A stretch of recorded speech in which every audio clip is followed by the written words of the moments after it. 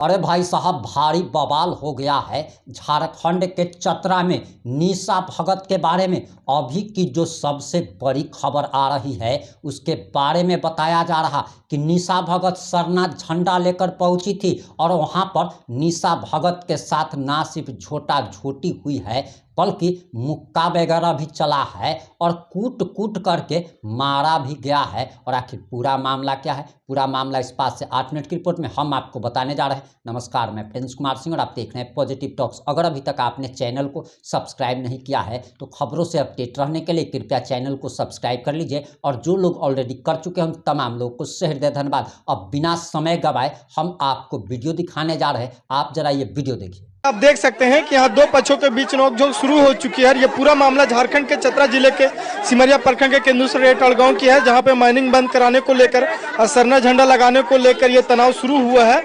आपको बता दें कि राज्य भवन में हाल में ही मुंडन दान कर चर्चा में आई निशा भगत भी माइनिंग और सरना झंडा गाड़ने को लेकर पहुंची हुई है। तो वहीं दूसरे पक्ष की महिलाओं ने इसका विरोध किया। उनका कहना है कि यह जमीन उनकी है और यहाँ सरना झंडा नहीं लगाने देंगे। दोनों पक्षों के बीच आप देख सकते हैं किस तरह से नोकझोंक शुरू हो चुकी है। हम बात करने की कोशिश करेंगे निशा भगत से और पूरी स्थिति को जानने की प्रयास करेंगे। हालांकि यहाँ पुलिस प्रशासन भी मौजूद है और दोनों पक्षों को समझाने बुझाने की प्रयास कर रही है। तो अब तक क्यों पहुंचे हुए मैम? पूरा देख रहे हैं, पूरा रैली के साथ पहुंचे हैं। चूंकि आदिवासी अस्मिता खतरे में है। आप देखिएगा कि हमारी जो जमीनें हैं बिना ग्राम सभा किए हुए हमारा ये आसपास में घर बना हुआ है, स्कूल बिल्डिंग्स है।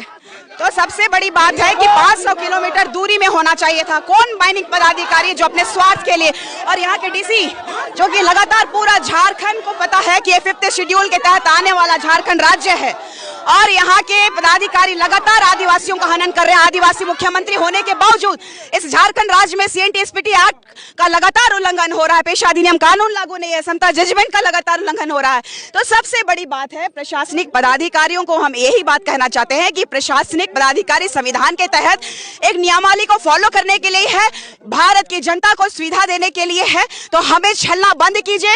आदिवासी भले अनपढ़ हो सकते हैं, अशिक्षित हो सकते हैं, लेकिन अपने हक और अधिकार और अपनी माटी अपने अस्मिता से प्यार करते हैं। इसलिए मैं कहना चाहती हूँ हमारे साथ खिलवाड़ करना बंद कीजिए, माफियाओं को जगह देना बंद कीजिए, नहीं तो ये समय आ गया है। मैंने कहा था कि एक समय आएगा उलगुलान करूंगी, आज धरातल पे आने का समय आ गया। और इस बार मैं चेताना चाहती हूँ यहाँ की डीसी महोदया को कि इस जिले की मालकिन है आप और आपको हर बच्चों का ख्याल रखना चाहिए।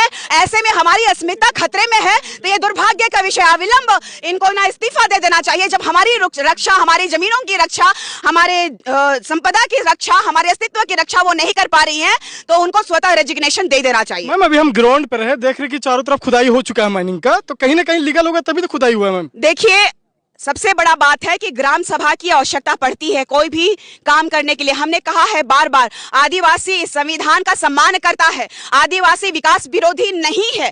लेकिन अगर इस 5th शेड्यूल के तहत, 5th शेड्यूल मतलब 5वीं अनुसूची के तहत आने वाला ये झारखंड राज्य किसका है, ये पहले आपको समझना होगा। ये स्वशासन से चलने वाला, ग्राम सभा से चलने वाला राज्य है और ये खासकर ये चतरा जिला बेहद गरीब आदिवासियों का क्षेत्र है। यहाँ पर आपको ऐसे सुदूर आदिम जनजाति के लोग भी मिलेंगे जो कि मैंने कहा, अभी हमारे लोगों ने भी कहा कि अभी भी हमारे लोगों के शरीर में वस्त्र नहीं होते हैं, हमारे पास पीने के लिए स्वच्छ पानी नहीं है, स्वास्थ्य चिकित्सा व्यवस्था नहीं है, रास्ता नहीं है, सड़कें नहीं है। कैसे बात कर रहे हैं विकास? कौन सी विकास की बात ये लोग कर रहे हैं? और लगातार ये जो है, मैंने कहा है, झारखंड राज्य के मुखिया आदिवासी बेटा हेमंत सोरेन जी जो है कि लगातार हमारी बालू, हमारे पत्थर, हमारे खनिज संपदाओं का लगातार जो है खरीद फरो करने के लिए कुर्सी पे बैठे हुए हैं, जनता की सेवा करने नहीं बैठे हैं। उन्हीं को हम लोग चेताना चाहते हैं। और हमारा ये जो झंडा है, हमारा अस्तित्व की पहचान है, आज हम इसका प्रतीक देने आए हैं। डीसी को हमारे साथ बात करना होगा, प्रशासन को हमसे वार्ता करना होगा, तभी जाकर के कुछ हो सकता है। अन्यथा हम भूल जाएंगे कि संविधान के तहत आने वाली एक कर्मचारी हैं आप, हमारी आप सेविका है। आप यहाँ के मालिक तो हैं लेकिन इस देश का मालिक आदिवासी है, ये मत भूलिएगा। आप लोग क्यों विरोध कर रहे हैं इस माइनिंग को? ये जो सवाल आप हमसे कह रहे हैं कि हम लोग क्यों विरोध कर रहे हैं, जरा जो प्रशासन के लोग हैं उनसे भी ये सवाल कीजिए कि बगल में गांव है, 50 मीटर की दूरी पे भी नहीं हो सकता है वो घर है, और बगल में प्राथमिक विद्यालय है, बगल में यहाँ सरना पूजा स्थल है जहाँ पे हर वीरवार को हमारे आदिवासी भाई पूजा करने आते हैं। तो इस जगह पे माइंस का जो लीज दिया गया है वो किस आधार पे आखिर लीज दिया गया है, ये मैं सवाल करना चाहता हूँ आपके माध्यम से तमाम प्रशासन के लोगों को। क्या लगता है आपको, माइनिंग खोला गया ये लीगल है या अनलीगल है?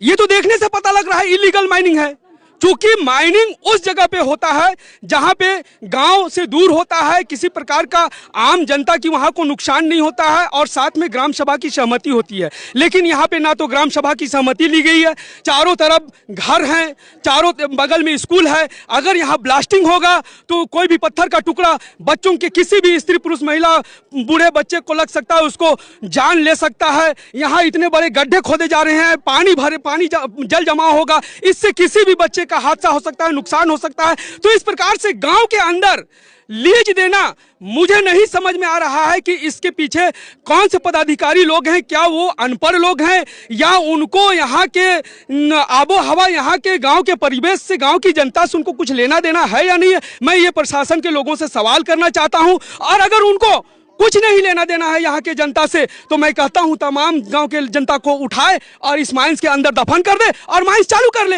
हम बिल्कुल विरोध नहीं करते हैं। आप लोग सरना झंडा जो गाड़ रही थी निशा भगत, आप लोग विरोध क्यों कर रहे थे? विरोध कर रहे थे कि हम लोग का जमीन में गाड़ रही थी, इसलिए। तो जमीन आप लोग का? हाँ, हम लोग का जमीन। तो आप लोग क्या मांग करते हैं? हम लोग मांग करते हैं इस जमीन में झंडा सब नहीं गाड़े।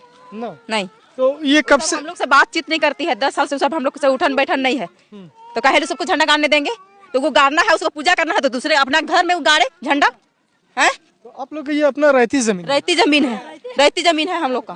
अच्छा, ये पहले भी यहाँ सरना झंडा गाड़ा जाता था? नहीं गाड़ते थे कभी नहीं, आज पहली बार गाड़े, पहली बार आज झंडा गाड़े, नहीं गाड़े कभी भी। आप लोग इसका विरोध कर रहे हैं? हाँ, विरोध हम लोग कर रहे हैं, झंडा वहाँ नहीं चाहिए हम लोग। मांग क्या करते हैं आप लोग? हम लोग वहाँ करते हैं कि वहाँ झंडा नहीं चाहिए। यहाँ क्या पूजा पद्धति, क्या कुछ भी पूजा नहीं होता है यहाँ, पहले कभी नहीं हुआ? कभी नहीं हुआ था पूजा पाठ। अरे वाला हम लोग बाउंड्री करवाए, अपने से बाउंड्री करवाए। बता रहे कि सरकार बाउंड्री करवाए। वही सरकार, सब तो सरकारें देता है, उसका प्रूफ चाहिए ना, है प्रूफ चाहिए ना उसका। तो आप लोग का ये अपना जमीन है? हम लोग का अपना जमीन है। मांग है कि यहाँ पे मान के चलिए आप लोग सरना झंडा नहीं गाड़ने देंगे या पूजा नहीं करना? नहीं, हम लोग नहीं करने देंगे, नहीं यहाँ पूजा पाठ नहीं, और यहाँ झंडा उंडा कुछ भी नहीं यहाँ चाहिए। कभी भी पूजा हुआ था? नहीं हुआ था, नहीं हुआ, पहली बार झंडा गाड़े हैं, पहली बार। जमीन का कागज वगैरह सारा कुछ आप लोग के पास? हम लोग के पास है, हम लोग का जमीन रहेगा, दूसरे पास कागज रहेगा। पूरा सलैया खाली करवाइए। निशा भगत करवा के जा रही है। क्या चीज बोला? निशा भगत झंडा गड़वा के जा रही है, पूरा सलैया टार खाली हो जाना चाहिए। हम लोग का जमीन में जितना बैठे हुए हैं से सब लोग पूरा घर खाली हो जाना चाहिए हम लोग को। बस हम लोग को निवेदन यही है, पूरा घर हम लोग को खाली होना चाहिए, पूरा जितना भी घर है। हम लोग किसी को देखना नहीं चाहते हैं, हम लोग तीने को है और तीने को रहेंगे, तीने को काफी है हम लोग। तो ये जो निशा भगत थी अपना मर्जी से लाके यहाँ सरना झंडा गिरधारी उड़ा लेके आया है। यहाँ के लिए नहीं आई थी वो, क्या चीज बोला? वो मेंस के लिए यहाँ के लिए आई थी, मेंस बंद करवाएंगे बोल के आई थी, यहाँ के लिए नहीं आई थी। सब जबरदस्ती आके यहाँ झंडा करवाई है, जबरदस्ती करवा के जा रही है। हम लोग मान नहीं सकते हैं, किसी को बाप दादा वाला लूट के जाएगी। समाज है, हम भी मानते हैं समाज है, लेकिन क्यों किसी का जबरदस्ती झंडा करवा के चल जाएगी निशा भगत? अब मानते होंगे, अगर होता होगा तो हम लोग भी दे देंगे। तो ये थे दूसरे पक्ष का राय भी जानना जरूरी है। ये दूसरे पक्ष थे और इनका कहना है कि ये जहाँ सरना झंडा गाड़ा गया ये हमारा अपना जमीन है और इन लोग मना कर रही है कि सरना झंडा उस जगह पे हम लोग नहीं गाड़ने देंगे। हम लोग नहीं गाड़ने देंगे, हम लोग कबाड़ के फेंक देंगे, हम लोग गाड़ने नहीं देंगे वहाँ पर कुछ नहीं। हम लोग अब तो प्रशासन आप लोग को तो कागज मांगेगा। हम लोग को बस कागज है, हम लोग कागज दिखा दे रहे हैं, हम लोग को कोई आपत्ति नहीं है कागज दिखाने। सीओ को दिखाइए नहीं कागज, पूछिए सीओ से सामने तुरंत देखिए। क्या बोले सीओ साहब, क्या बोले? सही है, बोले बुलाए हैं, कल बुलाए हैं ना, कल बुलाए।